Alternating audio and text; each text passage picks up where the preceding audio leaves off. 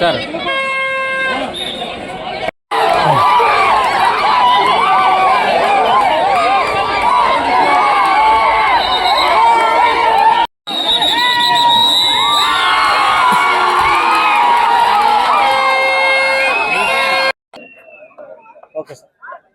Media మిత్రులకి నమస్కారాలు.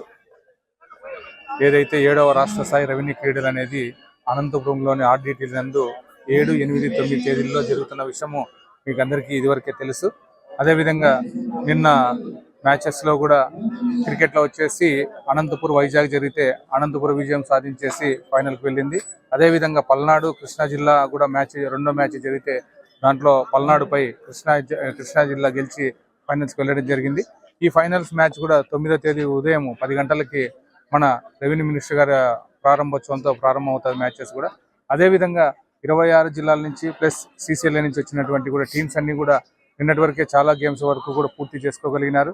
అదేవిధంగా ఈరోజు మార్నింగ్ కూడా 8 గంటల నుంచి కూడా టేబుల్ టెన్నిస్ అయితేనేమి, వాలీబాల్ అయితేనేమి, తర్వాత రిలేస్ కానీ ఇవన్నీ కూడా ఎప్పటికప్పుడు జరుగుతూ ఉన్నాయి. బట్ ఇలాంటి ఇది లేకుండా ఈ 7వ రాష్ట్ర స్థాయి రెవెన్యూ క్రీడలను అనంతపురంలో చాలా ఘనంగా జరుగుతున్నందుకు దానికి వివిధ జిల్లాల నుంచి వచ్చినటువంటి అధ్యక్ష కార్యదర్శులందరూ కూడా, అదేవిధంగా వారితో పాటు వచ్చినటువంటి క్రీడాకారులంతా కూడా మాకు ఎంతో సహకారాన్ని అందిస్తున్నారు. అదేవిధంగా వాళ్ళకు కూడా మేము భోజన వసతులు అయితేనేమి, అకామిడేషన్స్ అయితేనేమి చాలా అద్భుతంగా చేశాము. దాన్ని వాళ్ళు కూడా లేదు చాలా బాగున్నాయి, ఫుడ్ కానీ ఇవి కానీ అన్నీ కూడా చాలా బాగా అరేంజ్ చేశారనే విషయం చెప్పినప్పుడు ఒకంత ఇక్కడ జరుపుతున్నందుకు కొంత మాకు సంతోషాన్ని కలిగించింది. కాబట్టి రేపు జరగబోయేటువంటి క్లోజింగ్ సెరమనీకి కూడా మనకి మినిస్టర్స్ కానీ వీళ్ళంతా కూడా అటెండ్ అవుతున్నారన్న విషయం సమాచారం అందుతూ ఉంది.